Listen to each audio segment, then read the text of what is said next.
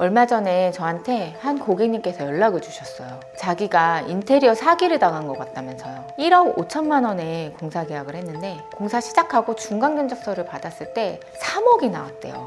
기존 예산보다 2배 넘게 견적이 나와서 이걸 어떻게 해야 할지 몰라서 바로 동동 구르시더라고요. 정말 억울하고 안타깝지만 인테리어 업계에서 이런 일은 비일비재하게 일어납니다. 견적 금액이 갑자기 높아지거나 부실 공사가 발생하는 경우가 적지 않습니다. 그러다 보니 인테리어 업체가 사기꾼이다, 양아치 업체다 이런 비판을 많이 받게 되죠. 저도 10년째 이 일을 하고 있지만 왜 이런 인식이 생기는지 저도 속상하면서도 심히 공감이 되더라고요. 모든 현상에는 원인이 있고 구조적인 문제가 있습니다. 왜 일부 업체들이 이런 문제를 일으키고 안 좋은 프레임이 씌워졌는지 솔직하게 얘기해 보려고 합니다. 아마 이 영상으로 다른 인테리어 업체들로부터 속사정을 다 폭로한다고 비난을 받을 수도 있습니다. 그런데 저는 인테리어 회사들을 공격하려고 하는 의도는 전혀 없고요. 마찬가지로 인테리어 회사들이 다 나쁘다는 것도 아닙니다. 정말 일을 잘하는 업체들도 많고 프로의식이 높은 전문가들도 많습니다. 다만 일부 문제가 있는 곳들이 있으니 이 영상을 보고 주의를 하셨으면 하는 마음에 영상을 찍어봅니다. 저는 여러분이 화려한 마케팅에 현혹되지 않으셨으면 합니다. 앞서 말씀드렸던 고객님의 사례를 자세하게 말씀드릴게요. 이 고객님께서는 유튜브를 통해 인테리어 업체를 찾고 의뢰를 하셨다고 해요. 대표가 직접 얼굴을 공개하면서 영상에 나오고 또 고급 공사를 많이 진행한 포트폴리오를 보니까 자연스럽게 신뢰가 갔대요. 50평 신축 아파트의 마감재를 바꾸는 공사였는데 처음 상담에서 대표가 1억 5천이면 충분하다고 했대요. 그래서 고객님께서는 유튜브에서 본 것 같은 호텔급 인테리어를 상상하면서 계약을 하셨죠.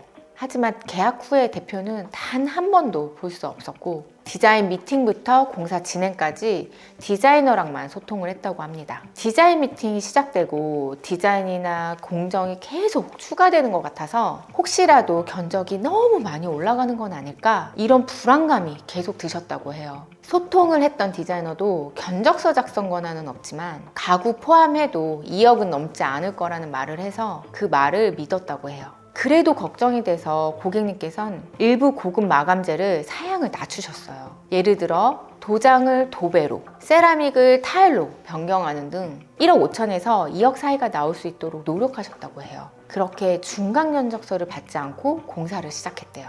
고객님께서는 추가금이 많지 않게 이것저것 다 포기를 하셨기 때문에 괜찮을 거라고 생각을 하셨다고 해요. 그런데 이게 가장 큰 문제였어요.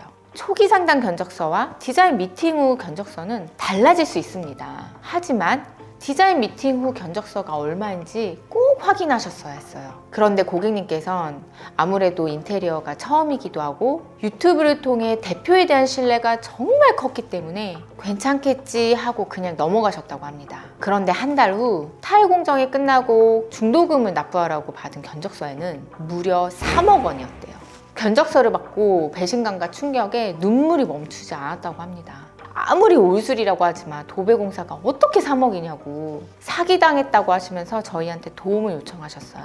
공사를 중단을 했는데 저희가 그 공사를 이어받을 수 있는지 앞으로 어떻게 하면 좋을지 조언을 구하셨는데요. 저도 고객님께서 너무 우셔서 제가 마음이 많이 아팠는데요. 중간에 업체를 바꾸는 건 추천드릴 수가 없었습니다.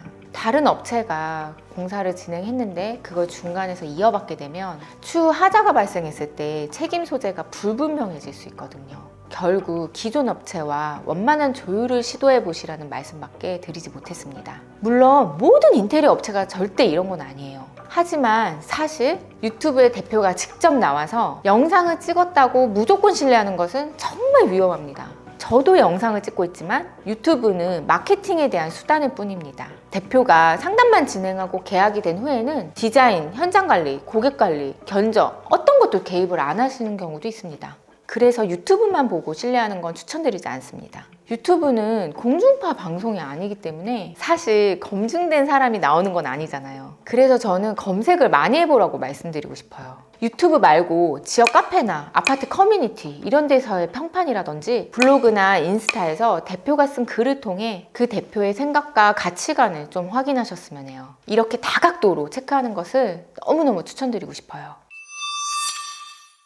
두 번째는 거짓말을 하는 업체를 주의하세요. 저희 업계가 계약을 한 다음에 공사를 시작하면 계약을 절대 처리할 수 없는 게 현실이다 보니 계약만 하고 보자 하는 업체들이 일부 있습니다. 이것도 실제로 있었던 사례인데요. 다른 업체에 저희 포트폴리오를 보여주면서 똑같이 해달라고 하셨대요. 그런데 공사가 끝나고 보니 똑같이 공사를 못한 건 물론이고 여기저기 하자가 발생했다고 합니다. 타일로 도어를 만드는 디테일이 있는 부분이었는데요. 저희한테 연락을 주셔서 어떻게 하는 건지 그 부분만 공사하는 방법을 알려주거나 공사를 와서 해달라고 하셨어요. 그런데 사실 인테리어 공사라는 게 목공사와 설비부터 마감 공사까지 전부 다 계획하고 들어가는 거라서요. 저희가 특정 부분만 도와드릴 수가 없었습니다. 이런 사례 말고도 저희한테 연락을 주셔서 어떻게 공사했는지 디테일을 물어보시는 전화가 가끔 오는데요. 사실 이건 계약한 업체에서 가능하다, 할 수 있다 이런 말들을 해놓고 지켜지지 않기 때문에 벌어지는 일입니다. 그래서 저는 고객님들께서 무조건 할 수 있다 라는 말을 믿으시기보다 상담할 때 이걸 어떻게 할 수 있는지, 어떻게 풀어낼 수 있는지 구체적인 설명을 꼭 들으시는 걸 추천드립니다.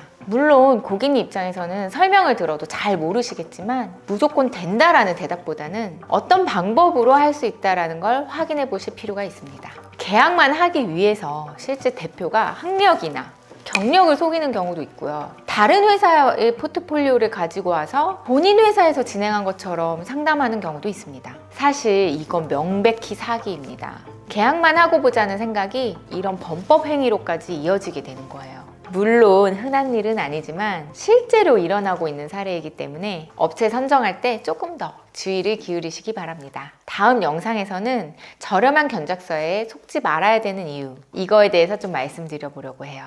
오늘 제 영상을 통해 여러분들께서 업체 선정을 조금 더 신중하게 해보셨으면 좋겠습니다. 앞으로 더 도움을 드릴 수 있는 영상으로 찾아뵙겠습니다. 시청해주셔서 감사합니다.